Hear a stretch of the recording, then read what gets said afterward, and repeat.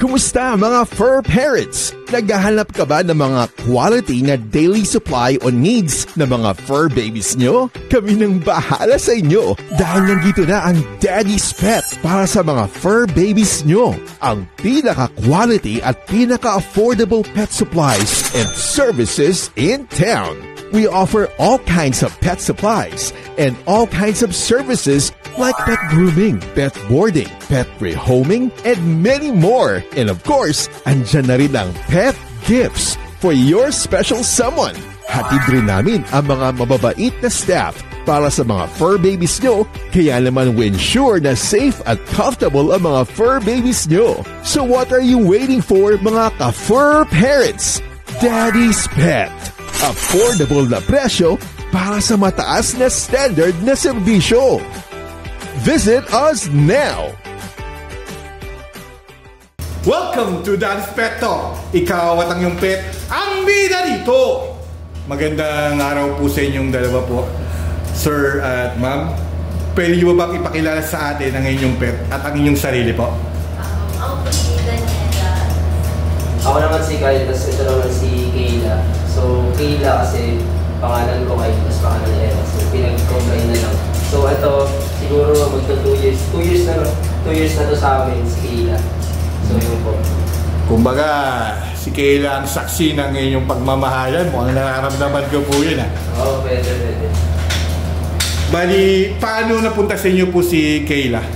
So, yun nga po. Medyo mababa ko ito, pero doon na lang po muna tayo sa kumbaga kasi meron. Kasi bago si Kayla yung maging aso ni Ella, kasi meron siya talagang dalawang aso din talaga. So, yung breed doon is Maltese, no? Maltese, tas Shih Tzu. So, to cut the long story short po, yung isa po is nag-pass away na, yung Maltese po. Pangalan yung Paris, tapos si Chuday naman po para, kumbaga, pinamigay na po para kahit papano is hindi po malungkot, mapasama sa ibang mga aso. Kasi dalawa kasi sila nun eh. Tapos yun po, kumbaga, yun, past few days po, ayun, kumbaga, sa grief po namin, syempre nag-aanap po din talaga kami ng aso. So, meron po akong tropa talaga. So, yung tropa ko po na yun is parang nag-aanap din siya ng owner na mag-a-adapt dito kay Tyra. Tyra talaga pangalan niya, Tyra. Paigiban niyo lang? Opo, Tyra talaga pangalan niya. So, yun. Kumbaga, kasi talaga personally, hindi talaga mahilig sa aso nung una.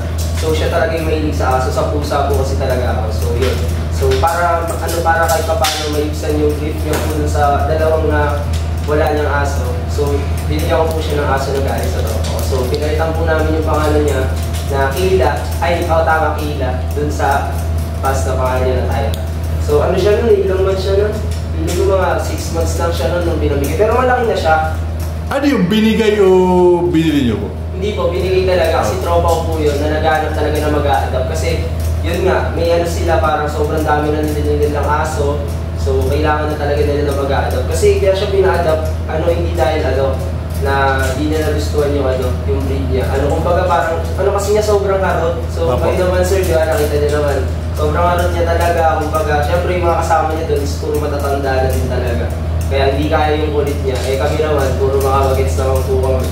So, feeling naman namin, kaya naman namin yung kulit na ito ni Tyra. Tyra noon yung pangalan niya, Tyra. Ngayon, Kayla na. Ako po ay Sir Kyle and Mamela, nagpapasalamat po kasi ako kasi walking lang naman kayo. Di ba? Kumbaga, nung nakita ko kayo, dapat hindi ko nakita tagabit kasi yung isa rin makulit rin yung ginurom ko. Siyempre, pagod na rin. Pero nung nakita kayo, hindi ko kayo hindihan eh. Kasi sabi ko, alam ko first timer to. Kailangan kong kayong i-comport po para at least makilala ko rin po si Kayla. Kaya natutuwa rin po ako na na-meet ko kayo po. At alam ko na magiging title nito. Hindi ko muna sasabihin na. Panoorin nyo na lang sa isang araw po.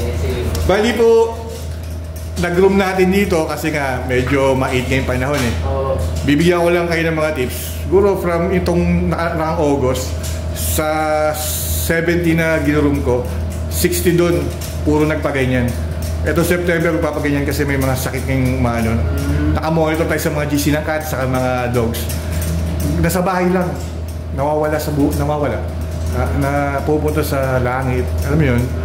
Kasi yung parvo, airborne eh. Kaya natutuwa ako sa mga gaya ninyo na pinakalbo kagad siya. Kasi mainit sa katawan yun eh. Alam mo yun? Yung ginawa, wala. Kasi ibang mga poor parents natin, gusto nila maging maganda yung tingin ng kanila mga pet. Pero yung sa loob yun, may mga kati-kati na, may mga insekto na, ang init yun. Tapos kung pwede lang sila magsalita, gusto mo kami ito pero hirap na hirap kami kasi ang kati, alam mo yun. Tapos sisip-sipin pa yung dugo ng katawan na kaya pumapayat. Kaya nung nakita ko naman si Kayla, medyo maganda yung katawan ni Kayla. Alam kong wala pa masyado siyang pero kailangan guminhawa kasi iba yung weather eh. Init, lamig eh. Diba po? Kaya, siyempre unang napunta sa inyo si Kayla, may struggles na tinatawag eh. Baka pwede nyo naman i-share kung mga struggles na nangyari, kung napabet ba siya, baka pwede nyo naman ikwento. So sa akin siguro personally naging struggles ko po nun. Siyempre, nung una po kasi ako na makapag-alaga ng aso. So hindi po ako sanay kung ano yung mga maintenance. So ang hirap din po talaga mag-adjust para kahit pa paano ma-adapt ko po yung anong ugali ng mga aso talaga. Pag ganun. Kasi ako talaga pusa talaga. So parang passive lang po kasi mag-aalaga na din yung masyado tulungan. Kasi dapat tulungan. So yun. So siguro yung mga naging struggles ni Kayla, siguro na-feel ko nun. Kasi syempre bago environment niya, bago rin yung owner. So nag-adjust siguro siya sa environment kung ano yung kalagayan nun. Syempre yung mga kasama niya rin sa bahay, siguro yun din yung naging siguro sa ating struggle din po. Kasi 6 months nandun siya sa niya yung talagang original na owner niya. So nasanay din talaga siya na may mga kasama siyang aso. Tapos pagdating sa amin, ayun, puro pusa yung kasama niya. Puro pusa. So siguro nahirapan din siya mag-adjust.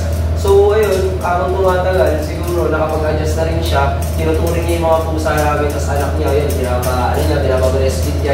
Talaga? Opo, pinapa-breastfeed niya. Kami na nga po na minsan kanya kasi hindi naman po siya dapat talaga mag-produce ng milk kapag nag-breastfeeding kasi hindi naman po siya nagkakaroon ng Pero may lumalabas? Opo, yes po. Kaya nga tinanong ko sa inyo kung nanganak kasi kaya yung sinabi sa akin ng hindi, nagulat ako.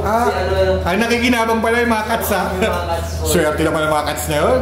Puro babae din po yung mga kasama niyang pusa. So, yun, naging din siya. Parang naging, dito?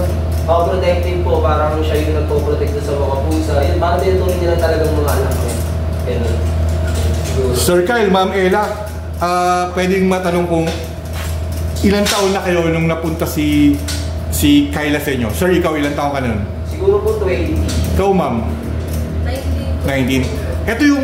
Ito yung sinasabi ko na batang-bata kayo, na may poor parents kagad po ang nilaan nyo kay Kayla, na yung sense of responsibilities, maaga pa lang nalalaman nyo na. Kung at the end of the day, magkatuluyan kayo, mag-alam nyo na yung mangyayari pag nagkaroon na talaga yung totoong baby, na lalabas nyo talaga kay Mamela talaga na sa kanya, sa inyo. Diba? Alam nyo na eh. Yun yung mga natutuwa ako sa inyo, kasi yung responsibilidad, bata pa lang kayo, inako nyo na agad. Parang gusto nyo nang, hindi naman nagmamadali, kasi yun yung parenting eh, na nagsimula kayo kay Kayla po. Kaya natutuwa po ako sa inyo na taas ang kamay ko sa inyong dalawa. Sana magkatuluyan kayo hanggang sa dulo, kasama nyo si Kayla at yung sa mga magiging anak nyo in the future po. Ito po, Sir Kyle at Ma'am Ella, mapili ba si Kayla sa pagkain? Gusto niya po lagi may uso. Table food. Table food. Kaya hindi mo na magtataka, ganda lang ang hirap kahit sa rin, pati ako eh. Diba? Yun talaga. Pero, napabet nyo ba siya o hindi naman? Napabet po namin siya. Bakit nyo siya napunta sa vet? Kasi po, lagi po siyang namamati. Parang may pula-pula po siya lagi. Sige, kasi yung cost nyo din, yung sa yung pag nagwiwi siya, tapos tapos nagda-dry, di ba? Kata nyo, talagang yun, tapos mainit kasi sa katawan yun. Alam naman natin, tayo nga ang tao, di ba? Kagating ka lang ng surot, di ba? Di ba? Kakatingin ka na, sila pa kaya, sinisip-sip yung dugo nila. Mamumula yun, tapos kakamutin nila yun. Kasi siyempre gigil na yan kung pwede lang magsalita sila sa mga insekto sa nasa likod nila, di ba? Kaya, at least nalaman natin na napabet si Kayla. Kasi pag hindi talaga alam, diretso kagad sa vet eh. Yun talagang inaano natin para at least hindi naman tayo lagi magpabet. Kung baka malalaman natin, matututo rin tayo sa kanila, i-apply rin natin sa pang-araw-araw po.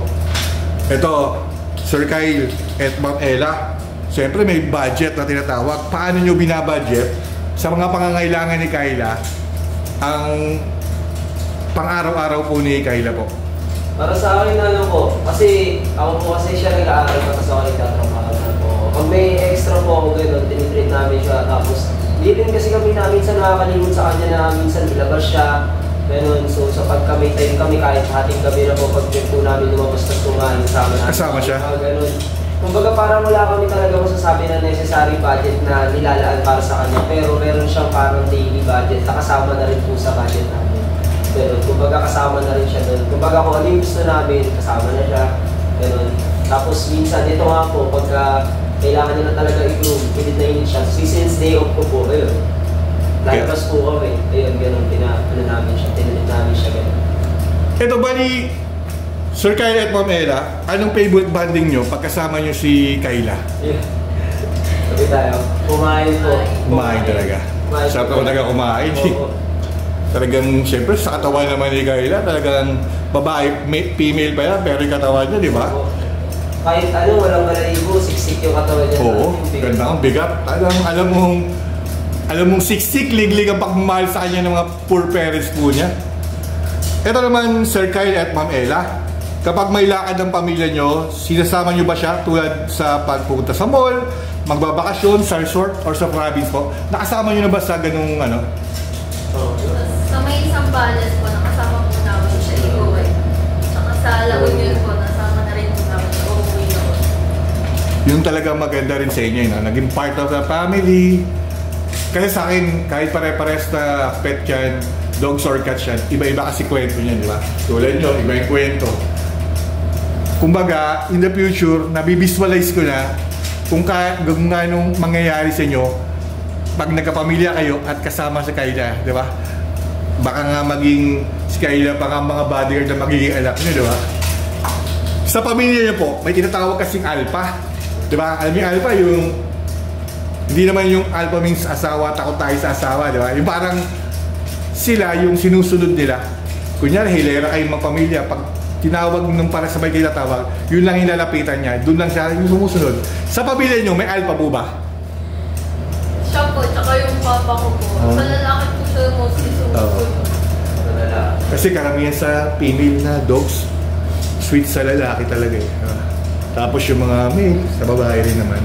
Naiintindihan ko rin po yan. Bali po, ito naman ang tanong ko, Sir Kyle at Ma'am Ella. Ano po ang mga bagay na nagbago sa buhay nyo nung dumating si Kayla? Sa akin siguro ano eh, kapag kasi po ano ako, kapag ang daily ko po kasi pasok sa trabaho, uwi, tulog, kumbaga pagod.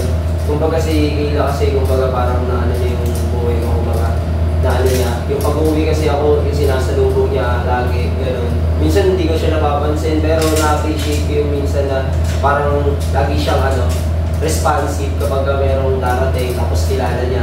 Pero parang minsan kasi parang sa anak yun nakakawala ng pagod din talaga pag may nakaka-appreciate niya pag pagod ka gano'n. Tapos yun, siguro mas naging mas naging kampante din kasi kumbaga alam namin na kapag may intruders gano'n, may magpo-protect sa bahay kasi alam namin yung sino natin. Siya yung naging kampante na rin po kasi. Yan. Kasi alam naman hindi kayo makapabayaan na kasi namin. Talagang galing. Talagang nakaka-amaze po yung mga ganyang mga kwento about our pets po. Ito po, unang tanong kay Ma'am Ella. Susunod si Sir Kyle.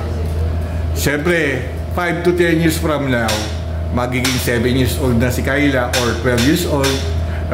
Pwede nyo mapanood to sa bahay or araw-araw mapapanood nyo sa YouTube to. Ikaw, Ma'am Ella, anong gusto mong message para kay Kayla? Sana magtagal ka pa. Hintayin mo pa makagraduate para mabigay ko pa yung mga gusto mong treats and yung mga gusto mong gawin sa buhay. Like, gumala, kumain, gano'n. Masingit ko lang ito. Tinan mo? Yung sense of responsibilities, pag-graduate ka pa lang, pero responsibilidad pa rin na binibigay mo na sa kanya. Alam mo yun yung naituturo nito eh. Diba? Malaki talaga na naitulong talaga nito mga pets na to. Na may kasabihan niya na hindi natin sila dapat ituring pets. Ituring natin silang part of the family na hindi pwede kailanman mapapalitan. Diba po? Sir Kyle, ikaw, anong message mo naman kay Kayla? Yun, siguro yun, tama rin yung sinabi niya. Kasi parehas lang din kami, kumbaga sobrang excited kasi kahit sino naman for parents, masasaktan mo pagka, alam mo yun, napamahal nila sa isang part of the family mo tapos biglang nawala. Tapos hindi mo pa na-fulfill yung, kumbaga yung mga mission mo sa kanila. Kasi, di ba, bawat tao naman is merong mga mission sa buhay. So, part na rin ng mission mo yung kumbaga yung after yung body system. Siyempre, na rin to, part na rin ng family namin si Kayla. Kumbaga gusto ko rin talaga ma-fulfill pa yung mga niya, yung mga gusto niya, yung mga kailangan niya. Kasi feeling namin may kulang ka talaga eh. Hindi lang sa kanya kahit isang part of the family din namin. So, kumbaga yung message ko din sa pamilya, message ko na rin sa kanya na yun, huwag masyadong, kumbaga, huwag mo masyadong ipanginaan muna. Pero, siyempre yung lakas ng pagkain mo, binibigay naman yun. Huwag sana magamit mo pa lahat yun kapag tumatagal pa. Pero sana makasama ka pa namin na medyo matagal-tagal pa. Ganun. Kung talagang, na talaga, kung parang araw na talaga, parang ganun, pwede naman namin yan pagandaan talaga. Kumbaga gusto kasi talaga namin, handa kami sa mga mangyayari din talaga. Hindi yung kumbaga parang may pagsisisiya kami sa ulo. Kasi noon, yung dalawang aso niya noon na hindi talaga kami handa parehas nun. Kaya naging din talaga yan eh. Imbis na maging parang struggle, naging motivation yun. So bawat darating na maalagaan pa namin, kumbaga dapat ready kami. Pero hindi lang financially, kumbaga dapat emotionally ready rin po talaga kami. Sir Kyle, ilang taon ka na ba ngayon? 22 po. 22. Parang kausap ko, 40 anyos. Parang, yung talagang yung future na yung tinitignan eh. Yung mga mangyayari. Yun nga talaga yung sinasabi ko talaga, pag nag-alaga ka ng pets, mas natututo ka at matapapaaga yung sense of responsibilities mo. Talagang nailalabas mo eh. Diba? Kaya para sa akin, pag nagkaanak kayo, napakaswerte na magiging anak nyo po. Ito naman po, nag-message kayo. Okay, si Mamela muna ulit nating unahin. Mamela, ano naman may papangako mo kay Kayla? May papangako mo naman kay Kayla na lagi ka namin aalagaan kung gusto niya. Ipoprovide lahat ng kailangan. Ikaw naman, Sir Kyle, anong may papangako mo naman kay Kayla? Yun, hanggat meron pa akong lakas, syempre. Aalaga ako pa talaga kita, tapos kumbaga ibibigay lahat ng gusto mo kahit bawal. Kasi minsan bawal na talaga kumain ng table food, pero di ko na talaga kasi matiis eh.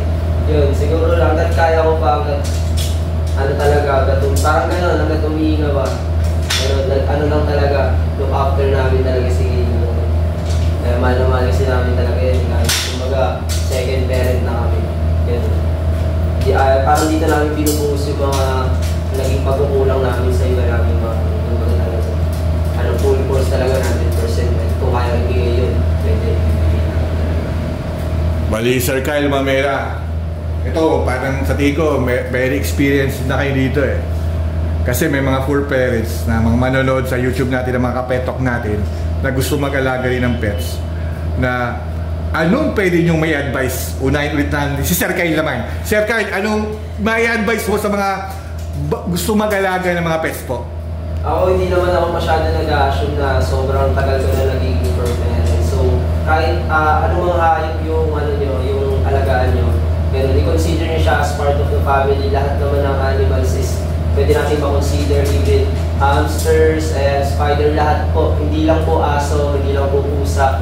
Ayun, lahat po dapat mamahalin natin kasi syempre, na rin yan, ikabilang na rin yan sa mundo natin. Tsaka, alam mo yun, dapat kung ano yung pag-aalaga mo sa sarili mo, dapat ganoon din po yung pag-aalaga natin sa mga nakasasakupan natin sa bahay. So, kahit anumang alaga yan, consider natin, mahalin natin kung paano natin mahalin yung mga kapatid natin, yung mama, papa, yun, mga pinsan, lahat-lahat. So, ayan, bigay din natin yung pangangailangan nila equal sa pangangailangan natin. Hindi yung para ipa-impress lang na maganda yung aso namin. Dapat lagi natin sila nilolook after sa mga needs nila, okay, sa mga dapat nilang i-maintain like yung health nila, gano'n, dapat lagi 100% i-look after natin sila. Kasi hindi naman kasi sila talaga kasing talino ng mga tao na makakapagsalita, masasabi yung mga gustong gawin. Kung napapakiramdaman tayo ng mga alaga natin, dapat pakiramdaman din natin sila sa kung ano pangangailangan nila.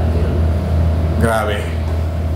Nakaka-amaze sir yung message mo sa ating mga for parents na mga first timer po. Ikaw Ma'am Ella, anong message mo naman sa mga first time for parents po? Personally po sa akin, ang gusto ko pong i-message sa kanila is habang bata pa lang po turuan na siya mag-body training kasi yun po talaga yung pinakasakit namin sa ulo sa bahay. And then habang parang parang habang andyan pa po yung alaga niyo, parang sulitin niyo na po yung mga araw na kasama niyo siya kasi parang hindi po natin masasabi kung kailan po sila kukunin sa atin. Alam mo, natatawa ako kasi parang kausap ko talaga. Parang kasing edad ko eh. Alam mo yun? Yung parang grabe yung iba talaga yung nilook up nyo na talaga siguro yung mga nawala yung pets yung una. Kasi doon na yung talagang pagsubok yun. Pero dapat nalaban tayo doon eh. Kasi hindi tayo dapat bumigay doon eh. Kasi kung bumigay tayo doon, loser tayo. Diba? Hanggat maaari, kaya natin, baguhin natin. Alam na nating mali, baguhin natin at gawin nating tama at maging maayos ang lahat. Kaya si Kayla, napakaswerte ni Kayla. At siyempre, swerte rin sa iyo si Kayla. Dahil alam ko naman kung gaano nyo kamahal si Kayla, pero nararamdaman ko yung pagmamahal nyo kay Kayla ay ibibigay niya ng 10 times. Kung pwede lang talaga siya magsalita na gusto rin na kahit 20 years and up. So lahat ng ma-interview kong mga pets nila gusto ko 20 years makasama nyo, mataas eh. Kaya wag lang magkakasakit, pwede mangyari yun. Oo, manghihina sila. Pero hanggat nandyan yung pagmamahal yung dalawa, lalaban at lalaban rin yan eh. Kasi lumalaban din kayo para sa kanya eh. Diba? Ako po, nagpapasalamat kasi pinaunlakan nyo pong interview nito. Ng Daddy's Pet Talk, maraming salamat sa inyong dalawa and Godspeed always po. Ito po, Sir Kyle, Ma'am Ella, baka meron kayong gustong i-shout out or last message kung sino gusto nyong pasamalamatan po. Yun, maraming salamat kay Lord yun. Dahil yun, pinaunlakan kami dito, kumbaga ginawa kanya kami instrumento para mayapit si Kayla dito. Tapos alam niyo, makilala pa talaga, hindi lang yung for parents, pati yung story ni Kayla dito sa Pet Talk. So, ayan. So, maraming salamat sa Daddy's Pet Talk din. Yan, big shoutout po sa owner. Ayan, sa owner na si Kuya. Ayan, si Kuya Daddy's Pet Talk po yan. Sobrang solid yan, guys. Puntahan niyo siya dito lagi. So, maraming. Ayun, so, shoutout din po pala sa Ace. Ayan. Sa mama ko, sa kapatid ko. Shoutout din sa mama ko yun po. Tsaka sa dito po sa Daddy's Pet Talk. Alam mo yung pagdating niyo parang alam mo yung parang napakagaan. Nung sinabi ko kayong interviewin ko kayo, pumayag kayo, yung parang walang pagkailangan, parang hindi ko alam, siguro inalok ni Lord kasi late na rin kayo dumating eh. Pero tignan nyo, ginawa pa rin natin interview kahit alam natin late na, pero yung energy ko kasi marami na akong ginapit na kanina eh. Nung umaga, 9 o'clock hanggang sa inyo. Pagod ako kasi siyempre maliligot. Pero ngayon, na-relax ako nung nagkikwento ko yung dalawa. Ako, ang pet ko marami rin, 9. Pero lalo pa rin ako na-inspire sa inyo eh. Alam mo yun, tulad ikaw, galing ka sa Cats, ikaw nawalan ka ng di ba? Talagang lumalaban eh. Yun ang maganda talaga sa ating mga Pilipino, lumalaban. Sa mga manonood ng Daddy's Pet Talk, please like and share and subscribe kung nagustuhan nyo ang interview na ito kay Kayla. Baka kayo naman po ang susunod na interview ng Daddy's Pet Talk. Ito po, dito naman po, kahit walk-in na gusto magpa-interview, talagang dadayuin para gusto ipagmalaki pet, pwede rito. Kahit di naman magpa-groom or magpa-pet boarding or bumili ng dog food or anumang pet supply, okay lang po. Kasi gusto ko rito may pagmalaki nyo yung pets nyo po. Yun lang po ang kasi iba-iba ang storya ng pets nyo. Pare-parehas ng breed or hindi man, iba't iba. Pero iba't iba talaga ang naging istorya na ibinigay sa buhay nyo. Bali po, Sir Kyle, Ma'am Ella, and Papi Kayla. Dito sa Daddy's Pet Talk, kayo ang bida rito. Maraming salamat po. Thank you po, sir. Ma'am, thank you po.